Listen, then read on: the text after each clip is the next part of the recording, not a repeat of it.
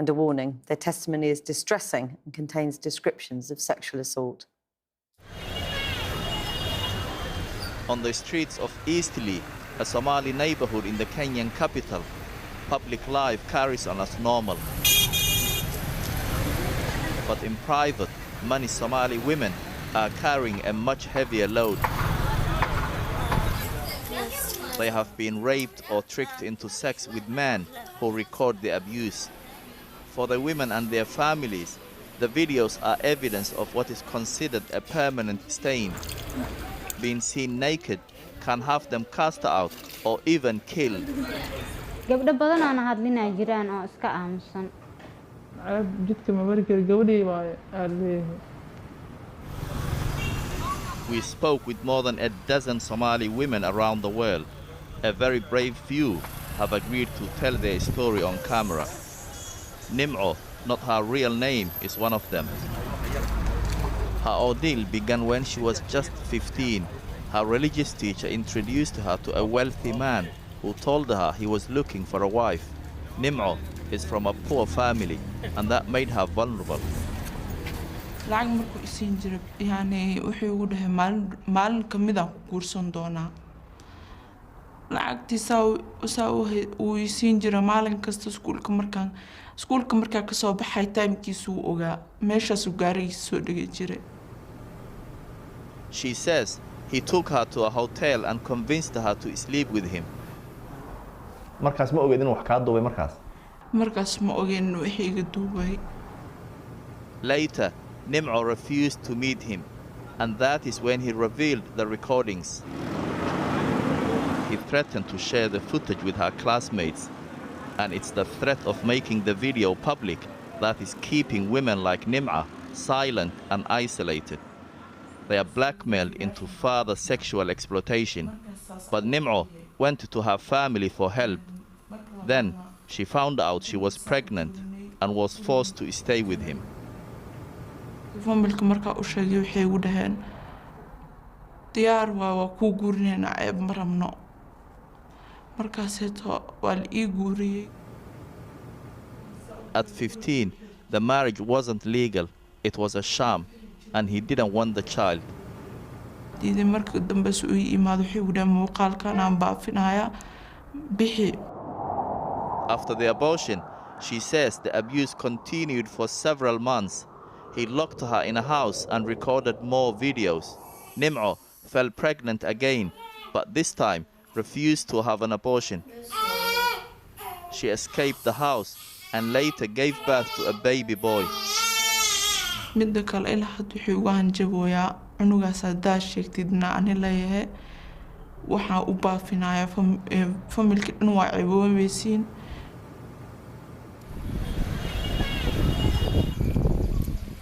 At a hospital in Nairobi, I met Fatima, a women's rights campaigner. How big is the sexual blackmailing problem? It's a problem, it's a big problem. It's a problem that we face every day.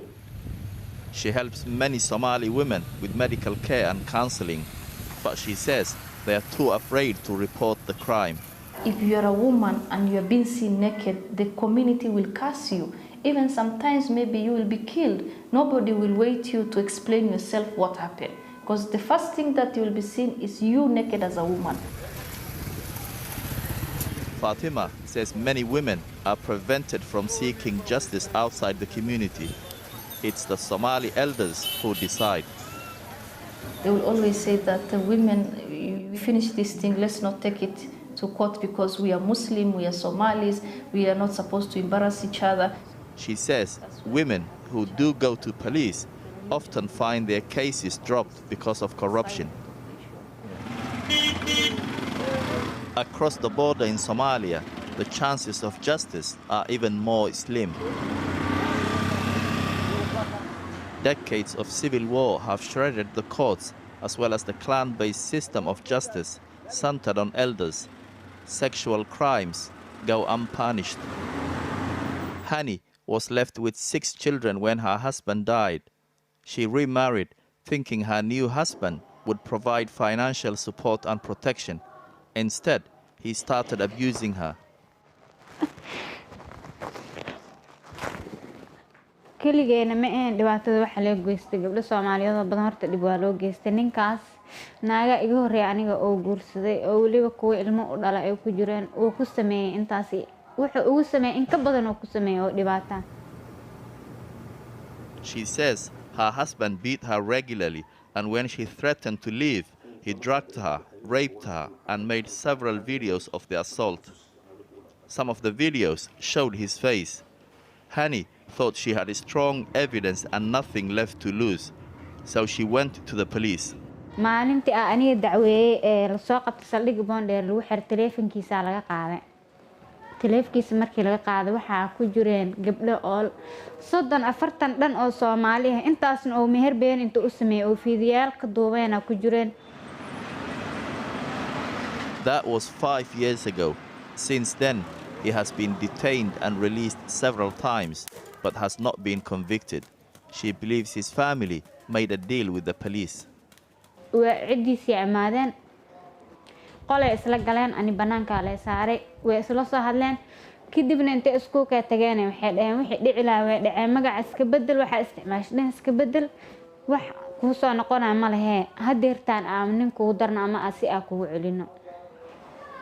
Hani refused. A year later, he published the videos. 2019 oo fiidiyoyaasha wuxuu dhigay Facebook iyo YouTube. qof walba luuqa igu soo dirtay messengerka lagu soo diraa qof walba igu soo diraayo dadkii dhan waxay dhaheen maxaan dhahay qof walba wuxuu dhahay lacag sheego waa ku shaqeystaa amal. After her video was shared, Hani lost custody of her children. Her first husband's family said she was unfit to raise them. ilmihii fiidiyogaas madaxiisa ku waay way ii diideen way iga ilaaliyaan iima ogolo. Over the course of our investigations, we have identified dozens of channels on WhatsApp and Telegram set up for the purpose of sharing and selling these videos. Some are run by UK and US phone numbers and can reach up to 60,000 subscribers before they are shut down. Many channels collect videos that were originally published to social media to shame women. Then they charge subscribers for the convenience of having a steady stream of videos in one place. Multiple sources told me that there are men in Somalia who are paid to rape women and record videos. One of the most notorious of these rapists for hire assaulted Layla, a teenager from Mogadishu. We have changed her name. Somebody began to text her saying they knew her. She agreed to meet. meel oo niman igu galmiyay meel cidlo aan weligay arkin ma garanayo ilaa hatirta xitaa ma xasuusto waqti xaadirkan la joogo markaas uu dhaaf video waa ka kan hadda video arab waay waxa aan hadda kugu soo socdo inaan sharaftaada dhulka ku daro oo mustaqbal dambe rajo dambe aan lahaanin. Layla believes the men were paid by a boy from the neighborhood who she had rejected. As an act of revenge, he had given them her phone number and commissioned the assault, like hiring hitman, but for rape. markaas waan beriyay ilaahay dartiisa ugu daayay walaa ilaahay ka cabsi gabar muxuu dhalmiyaa ma dhalmiyaa waxa waxa sanacooday videoga ka rabo intaas waaye nimana ay hor imaadeen naayaan meedkaaga inta laga qaadaa. While she was being assaulted, the man pointed the camera right at her face. He gave a running commentary about how beautiful and innocent she looked, and then he moved the camera down as he raped her. qof araali ka tahay iskari hada qof araali dhaqaaq yar ka dareemo iyo cabsi ka dareemo bartaas nafta ka qaada. After they left Layla by the side of the road, she says the man kept messaging her and tried to blackmail her into meeting him again by threatening to publish the videos. kuma imaanaya hada waxa sameey way ugu dhacday maaho laba goor hada ku imaanin soo ima soo qarxinaysa sida doonta iga sameeysaa dhahay ku imaanayo kadib fiidiyoyadii la qarxiyay Facebook iyo adduunyada lagu wareeg. Eventually, her family saw the videos. Layla says her mother died of a heart attack. waa la tusay dadka xaafadda dhinaca soo tuseen dhibaatadaas gabadhaada lagu sameeyey. Layla's face and phone number were posted in large Somali Facebook groups. The video was also sold in private Telegram channels for up to $20 per download. Layla got married, but her husband saw the videos and left her. waxaan ka codsanayaa dowladda Soomaaliyeed inay cadaalad biyeereeyo cadaaladdeeda u baahanahay inay cadaalad helo. Layla's abuser has been arrested and let go several times because of his family connections. Hani's abuser is still free in Mogadishu. Nim'o's abuser still threatens her. She is raising her baby alone.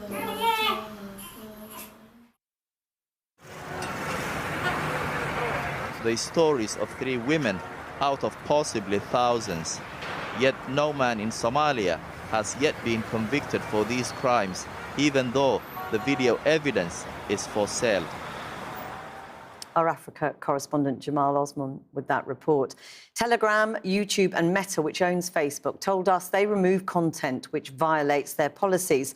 Telegram says it does this through active moderation of public chats, and Meta said it has also developed technology to combat sexual exploitation imagery.